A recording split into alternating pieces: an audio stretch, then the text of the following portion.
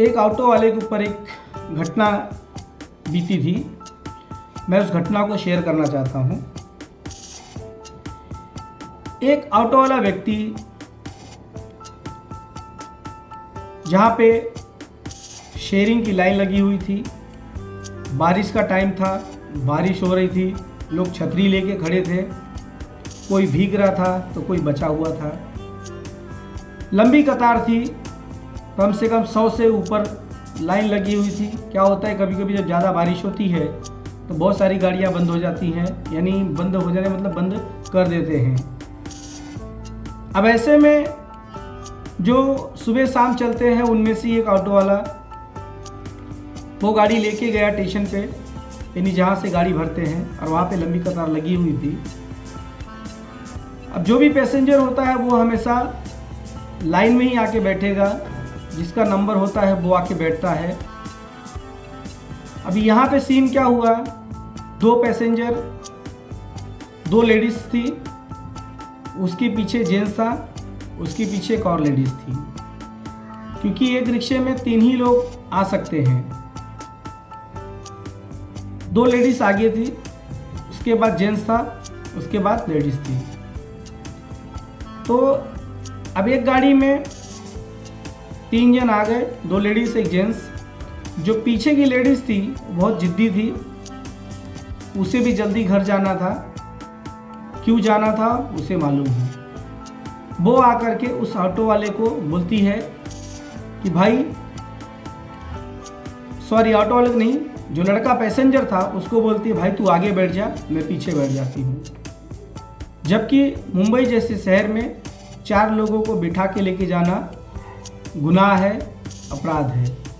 उस ऑटो वाले ने बोला कि सॉरी मैडम, मैं आगे नहीं बिठा सकता जेंट्स को। उतने में उस औरत ने, उसके हाथ में छतरी थी, और उस ऑटो वाले के सर पे ठोक दिया या मारा, या जो भी समझो। उस ऑटो वाले ने भी आग बबूला होकर के अनाप शनाप जो भी उसको बोलना था उसने बोल दिया। बोलने के बाद उस ऑटो वाले ने 100 नंबर को फ़ोन लगाया, उस लड़की ने भी 100 नंबर को फ़ोन लगाया। लगाने के बाद फिर उसके बाद फ़ोन लगा नहीं लगा, लेकिन वहाँ पे पुलिस की वैन हमेशा घूमते रहती है, तुरंत आ गई और लेडीज़ जा कर के दौड़ के बोली कि ये मुझे ऑटो रिक्शा में बिठा नहीं रहा है। पीछे जो लेडीज़ थी वो बताने को तैयार थी कि गलती किसकी है, ऑटो वाले की गलती है या इस लेडीज़ की गलती है, लेकिन जो पुलिस वाला है वो बिल्कुल भी सुनने को तैयार नहीं। वो सिर्फ लेडीज़ की बात मानना शुरू कर दिया, लेडीज़ का ही सुनना चालू कर दिया। लेडीज़ को दोनों लेडीज़ बता रही है, बार बार चिल्ला के बोल रही है साहब इसकी गलती नहीं है, इसकी गलती नहीं है। फिर भी बेचारे ऑटो वालों को उसने पकड़ा।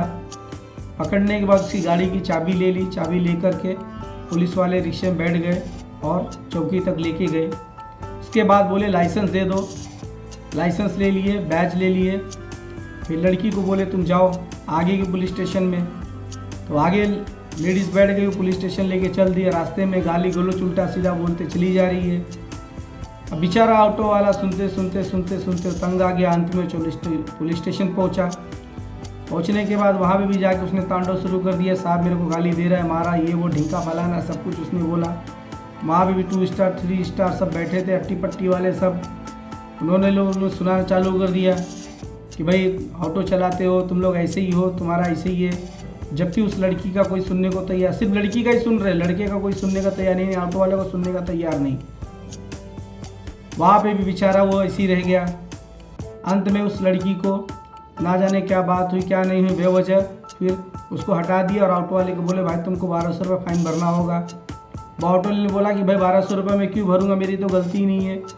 वो लोग सीधा बोलते ज़्यादा बोल मत, चुप रहे, अभी मुँह ही बंद कर देंगे तो आदमी बोलेगा क्या। तो ऐसे करके ये सारी घटना हो गई। वहाँ से लेडीज़ चली गई।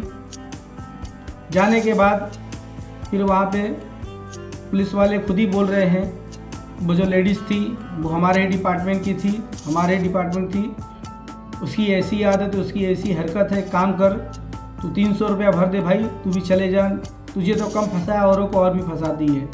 दरअसल हुआ क्या, वो लेडीज़ कोई आम लेडीज़ नहीं थी, वो भी एक हवलदार थी, सिविल ड्रेस की थी, उसे भी घर जल्दी जाना था, लेकिन उसने ऐसे कदम उठा लिए।